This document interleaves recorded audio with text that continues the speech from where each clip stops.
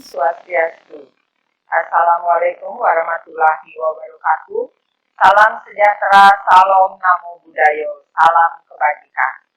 Anak-anak SMP Negeri 1 Singaraja yang Bunda kasihi dan Bunda banggakan, pada kesempatan hari ini kita akan jumpa lagi di Spensa Media melalui cara belajar yang efisien dan efektif dengan tema membuat resume. Anak-anak semua, apa itu belajar yang efisien dan efektif? Yaitu satu, cara belajar yang efektif adalah cara belajar yang sesuai dengan kondisi personal pembelajar, baik dari segi metode, penggunaan tempat, ataupun penggunaan waktu. Yang kedua, belajar efisien adalah cara belajar yang meminimalkan usaha tetapi mendapatkan hasil yang maksimal. Belajar yang efektif dan efisien maksudnya adalah cara belajar yang teratur, tuntas, secara keseimbangan, dan produktif, yakni menghasilkan hasil belajar atau produk kalau berupa tugas. Itu contohnya. Nah, seperti pada kesempatan hari ini, di mana produk yang akan kita capai, yang akan kita kumpulkan adalah berupa membuat resume. Kemudian, ada lagi pengertian yang menyangkut tentang belajar yang efektif dan efisien, yaitu sesuai dengan anjuran pemerintah yang memajukan literasi. Jadi, literasi tidak semata hanya membaca saja. Terlebih saat ini kita mendengar adanya asesmen kompetensi minimum, yaitu AKM.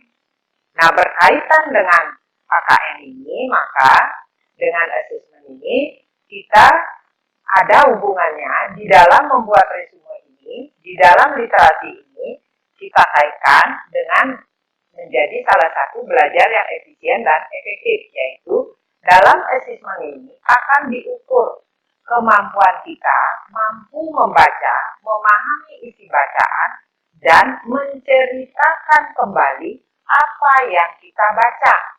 Nah, itu anak-anak. Kemudian, dari yang tadi itu, kita bisa menangkap isi pokok bacaan dari buku yang kita baca.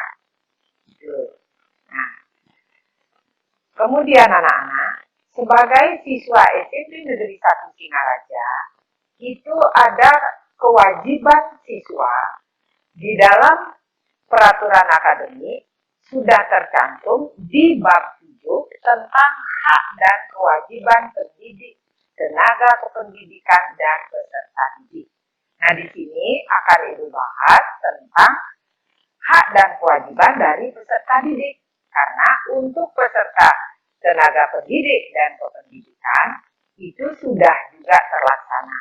Nah, pada kesempatan ini akan dijelaskan yang berkaitan dengan pasal 31 tentang hak dan kewajiban peserta didik, di mana dikatakan setiap siswa wajib membuat resume buku fiksi atau non-fiksi sebanyak 1 buku setiap semester dan disetor sebelum penilaian akhir semester. Jadi itu dikatakan. Nah, sekarang tugas kita sekarang adalah apa itu resume, karena kita akan membuat resume. Nah, anak-anak, banyak pertanyaan yang masih membingungkan. Apakah resume itu sama dengan ikhtisar atau dan lain sebagainya? Nah, itu akan dijelaskan sepintas. Resume adalah sebuah ringkasan atau rangkuman dari sebuah tulisan atau karangan panjang yang dipersingkat dengan mengambil bagian pokok dan juga menyisihkan rincian serta ilustrasinya. Jadi itu yang dimaksud dengan resume. Artinya, resume merupakan cara yang efektif untuk dapat menjelaskan inti atau pokok dari sebuah informasi yang ingin disampaikan kepada orang lain. Nah, misalnya kalian mau meresume buku pelajaran kalian mau meresume novel atau dan lain sebagainya, atau cerita dan lain sebagainya. Jadi di situ penyampaian dari informasi yang ingin disampaikan oleh si pengarang itu bisa lebih jelas dengan membuat resumenya. Nah, jadi kalau ada pertanyaan, apa perbedaan resume dengan ikhtisar? Nah, pengertiannya ya, resume itu sudah tadi ya disampaikan. Sekarang pengertian ikhtisar. Ikhtisar adalah ringkasan suatu karangan yang dibuat menjadi lebih pendek dari aslinya. Namun, ikhtisar tidak mempertahankan urutan gagasan pokok yang membangun karangan tersebut. Di sana ya. Jadi ikhtisar itu dapat dibuat oleh seseorang sesuai dengan pemahamannya terhadap suatu karangan. Pembuat ikhtisar ini juga dapat menggunakan kata-kata sesuai dengan pilihan di dalam menjelaskan inti suatu karangan yang dibaca. Itu perbedaannya, sangat jelas sekali ya. Nah, ini perbedaan resume dengan ikhtisar. Ya, resume tadi itu adalah rangkuman yang merupakan isi dari gagasan pokok atau intisari dari suatu karangan yang dibuat ke dalam bentuk yang lebih pendek. Gitu ya. Jadi diringkas anak-anak.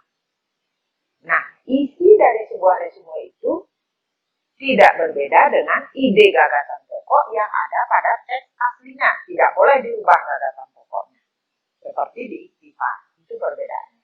Ya. Nah, sekarang sudah jelas anak-anak. Ya. Nah, cara membuat resume itu gimana? Dari mana kita mulai? Dari kita memilih buku dulu. Mana yang akan kita resume? Apa itu fiksi, non-fiksi, gitu ya? Itu boleh saja. Nah, kita harus membaca semua naskah aslinya. Tidak boleh kalian membaca seperti gaya kakak-kakak kalian yang sudah mahasiswa. Ya, kalian harus membaca secara keseluruhan. Karena intinya, ibu ingin kalian harus membudayakan membaca. Kalau kita tidak membaca keseluruhan, kita tidak akan tahu nanti apa dari ide pokok gagasan itu. Kemudian, setelah kita membaca naskah asli secara keseluruhan, berulang-ulang tentunya supaya kalian paham dengan fokus, ya. Kemudian kita akan bisa menemukan gagasan utama dari buku yang akan kita resume. Dari buku bacaan tadi. Nah, setelah kita menemukan gagasan utamanya, baru kita menulis resume itu. Nah, setelah kita menulis, apa yang akan kita tulis? Di situ kita harus ingat dulu ya, penggunaan kata serta kalimat dalam resume atau sebaliknya, itu harus menggambarkan isi dari teks aslinya. Itu harus diingat teman-teman ya. Setelah kita akan menulis resume, kita harus ingat kembali. Oh, menulis resume tidak boleh kita merubah gagasan. Kita harus tetap pada isi konten dari teks aslinya. Ya. Nah, kemudian cara membuat resume gimana? Anak-anak tentunya sudah banyak yang paham, terutama kelas 8-9 ya. Jadi, kalau anak-anak kelas 7 mungkin baru, sekarang mungkin karena kita DDR, jadi tetap mohon bantuan dari orang tuanya masing-masing. Ya. Jadi mohon pendampingan dari orang tuanya masing-masing. Nah, nanti kalau kalian kurang jelas, itu kalian bisa berulang-ulang kalian buka YouTube kita, ya. Cari nanti di situ kontennya yaitu Stensa Media. Sekarang cara membuat resume bagaimana, ya? Jadi kelanjutan yang tadi, kalimat dalam resume tidak perlu bertele-tele. Ya. Resume seharusnya dibuat dalam bentuk ringkasan yang padat, tetapi dapat mewakili isi dari naskah aslinya. Nomor 6-nya, membaca ulang resume yang dibuat, yang sudah kita buat tadi, itu dibaca kembali. Apakah kita tidak merubah isi dari gagasan itu, apa bagaimana? Karena mungkin kalian ketika sedang beresume, kalian harus bantu adik misalnya, ya, ngambilkan ini itu, atau mungkin ada tamu yang datang, kalian bisa aja hilang fokusnya sebentar, ya. Kemudian yang ketujuh, setelah resume selesai dibuat, maka pembuat resume juga harus membaca kembali untuk memeriksa apakah terdapat kesalahan penulisan. Itu yang tadi dijelaskan, ya. Karena kalau bisa, ketika kalian membuat resume itu, kalian harus fokus. Mungkin bisa dengan kamarnya ditutup, ya, supaya tidak diganggu kalau kita punya adik, ya. Jadi kalian bisa bilang sama orang tua, "Ma, Pak, saya mau buat resume, jangan diganggu dulu ya, biar fokus," gitu ya. Jadi itu anak-anak. Pertama ini untuk resume, ya. Kemudian beberapa hal yang perlu diperiksa ketika kita membuat resume adalah: satu, penggunaan bahasa Indonesia yang baik dan benar. Jadi di sini tidak boleh menggunakan bahasa gaul, ya. Jadi harus itu sesuai dengan IGD, ya, namanya zaman dulu, ya. Kemudian yang kedua, penggunaan ejaan yang benar. Itu dia, ejaan yang disempurnakan dalam bahasa Indonesia, ya. Kemudian penggunaan tanda baca yang benar. Kalau pada tulisan naskah aslinya ada tanda baca, kalian tidak boleh mengubahnya itu, ya. Kemudian yang keempat, memeriksa kesesuaian resume dengan naskah asli. Nah, itu kembali mencocokkan. Karena ingat, resume tidak boleh merubah naskah aslinya. Beda dengan membuat ikhtisar, ya. Nah, kemudian sistematika penulisan resume untuk khusus kita di SMP 1 Singaraja, yaitu Ibu kasih tahu, ya, bagian awal terdiri dari judul. Nah, misalnya judulnya itu perubahan sosial misalnya bukunya, ya, buku pengetahuan ini. Kemudian pengarangnya misalnya Agus Salim. Kemudian ditulis penerbitnya, siapa menjadi penerbit, seperti buku ini adalah Tiara Wacana Jogja. Kemudian dalam kurung diisi saat diterbitkan itu, apakah cetakan pertama, edisi pertama, bulan, tahun berapa, gitu ya. Kemudian ada kata pengantar di buku yang kalian baca itu, pasti ada kata pengantar. Siapa di sana yang menulis, ya? Kalau ini contohnya adalah Pak Sundarno Wiryohandoyo PhD. Kemudian dilanjutkan ke bagian isi, yaitu bab 1 dan seterusnya. Di dalam buku yang anak-anak baca itu ada berapa bab. Jangan babnya itu dibuang. Harus semuanya ikut. Kalau ada 3 bab ditulis bab 1, bab 2, bab 3. Kalau ada 4 bab dan seterusnya ditulis berapapun. Kemudian ada bagian penutup. Nah, di bagian penutup itu berisi daftar pustaka yang semuanya harus kalian tulis sesuai dengan naskah aslinya, ya. Nah, sekarang ke teknik penulisan naskah. Jadi, kembali ingat ya, kalau tadi itu ini khusus untuk anak SMP 1 Singaraja, ya. Kalau di sekolah lain, di mana itu mungkin punya teknik-teknik tersendiri. Kita khusus di SMP 1, ya. Jadi, pada sampul depan yang digunakan naskah resume, sebagaimana dijelaskan nanti dalam lampiran 2, itu ada nanti, ya. Kemudian, di bagian kanan atas sampul naskah, itu diisi kategori, karena dari kelas 7, 8, 9 itu semua membuat resume. Jadi di pojok kanan atas itu diisi kalau kalian kelas 7 diisi kelas 7. Kalau kalian kelas 8 diisi kelas 8. Kalau kalian kelas 9 diisi kelas 9. Nah, banyak ada yang bertanya, "Bu, berapa lembar sih, Bu?" Gitu ya. Jadi jumlah halaman naskah tidak ditentukan, tergantung dari buku yang anak-anak baca, yang anak-anak resume, ya. Kalau bukunya tebal, ya mungkin pokok bahasannya, pokok pikirannya panjang, ya harus banyak, gitu ya.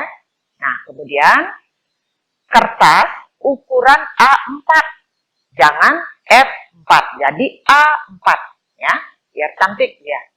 Kemudian Naskah diketik dengan spasi 1,5. Hurufnya Times New Roman, kemudian ukuran huruf 12, batas tepi atau margin, kiri 4 cm, kanan 3 cm, atas 3 cm, bawah 3 cm. Ingat ya, batas tepi atau marginnya itu kirinya 4 cm karena akan dijilid, nah, ya. Jangan sama 3 cm. Jadi atas, samping, atas, bawah, samping kanan itu 3 cm, ya. Kemudian warna cover. Nah, warna cover lagi ditentukan ini. Masing jenjang beda. Kalau untuk kelas 7, jilid Buffalo dengan warna hijau muda. Nah, biar ngejreng dia hijau muda karena kita sekolah di biasa, ya. Kemudian kelas 8, jilid Buffalo warna biru langit seperti lambang sekolah kita, ngejreng juga biar cantik kayak anak-anak semua, ya. Kemudian kelas 9 pakai jilid Buffalo warna oranye, ya, paling kelihatan, ya. Jadi itu. Jadi ingat ini ya, supaya ada yang membedakan antara resume kelas 7, 8, dan 9. Nah, kemudian sekarang banyak yang bertanya, Bu, gimana nulis covernya? Nah, seperti ini ya. Yang pertama itu judulnya. Jadi ditulis dengan huruf Times New Roman, fontnya 22, semua huruf kapital. Lihat itu, ada misalnya seperti tadi Bu ambil contoh 1, perubahan sosial. Kemudian terus di bawahnya ada resume, ya. Kemudian oleh nama kalian, nama lengkap ya, nama lengkap. Kemudian NIS kalian di bawah nama itu. Kemudian paling bawah adalah kelas 7, A1, A2 sampai A11. Kalau tadi di depan kan hanya kelas 7 aja. Sekarang lebih lengkap. A1, 2, A3, dan seterusnya. Kemudian di bawah itu adalah nama dinas kabupaten, kota, dan provinsi tahun 2020. Jadi SMP Negeri 1 Singaraja, Dinas Pendidikan Pemuda dan Olahraga, Kabupaten Buleleng 2020. Jadi itu nah, ya. Jadi jelas di situ. Nah, nanti kalau kalian kurang jelas, kalian bisa ulang-ulang lihat nanti di YouTube SMP 1 Singaraja ya, yang memakai jenis pensa media. Ya. Nah, ini yang terakhir, lalu ada pesan ibu, ada kata-kata mutiara ibu ya. Sungguh sulit jika kita semua terpaksa. Sungguh mudah jika kita semua mau. Jadi intinya, anak-anak semuanya harus dikerjakan dengan ikhlas, dengan kemauan tinggi. Jadi tidak ada kata yang sulit. Ya, karena tidak terpaksa. Kita belajar tidak boleh terpaksa, nak, ya. Jadi itu yang bisa Ibu sampaikan anak-anak. Kalau kalian kurang jelas, bisa kalian seperti biasa sampaikan di grup siswa, bisa melalui japri Ibu, atau kalian lihat berulang-ulang di YouTube kita ya. Kalian bisa di sana berulang kali lihat ya. Jadi ini khusus untuk penulisan resume di sekolah kita di SMP 1 Singaraja. Jadi kalian harus ikuti ini pedomannya ya. Jadi orang boleh berbeda-beda cara penulisannya ya, tetapi khusus untuk sekolah kita adalah seperti ini. Jadi itu yang bisa Ibu sampaikan.